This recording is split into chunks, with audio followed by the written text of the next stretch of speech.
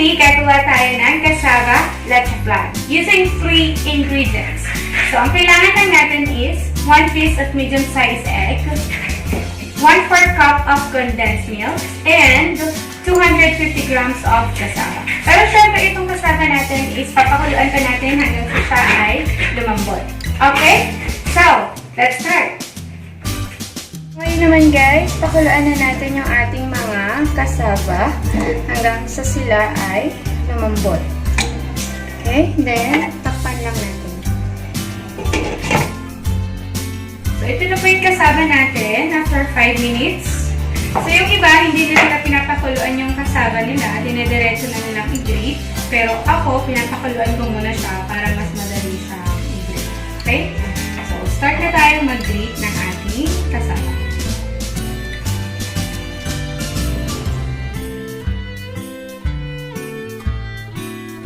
Okay guys, so ito na yung kamote natin after natin siyang i-grate.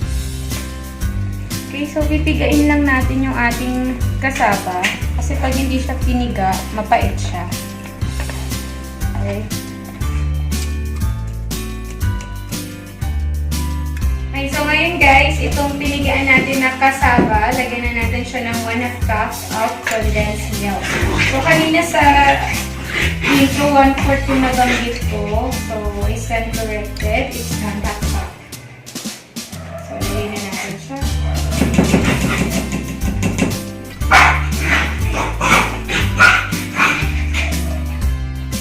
So, then, mix natin.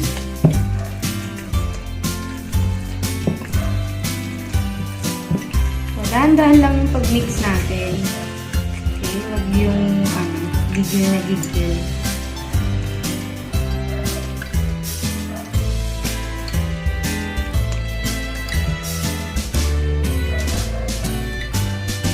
Nalagay na natin yung 1/2 cup of condensed milk. Lagay na natin yung 1 egg natin.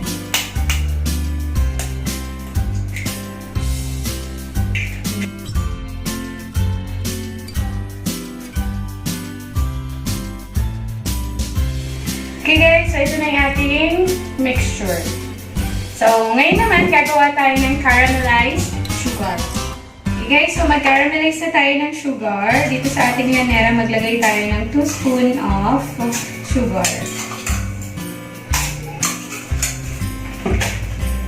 And 1 spoon of water.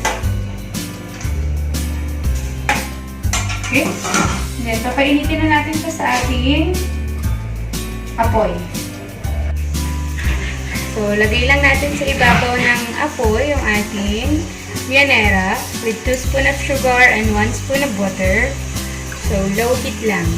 Kasi pag masyado malakas yung apoy, pwedeng masunog yung ating sugar. Okay guys, so pag ganyan na yung color niya, pwede na natin patayin yung apoy.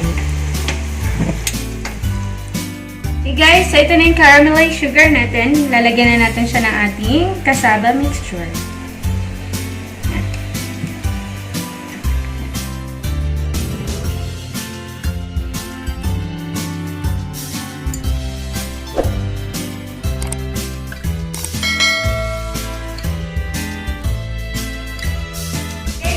Lagyan na natin ng takip na foil ng ating Vianera.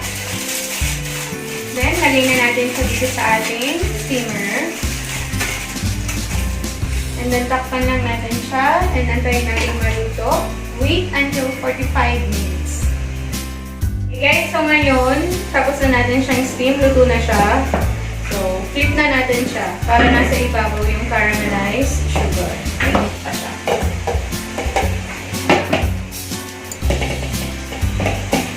Mainit pa siya.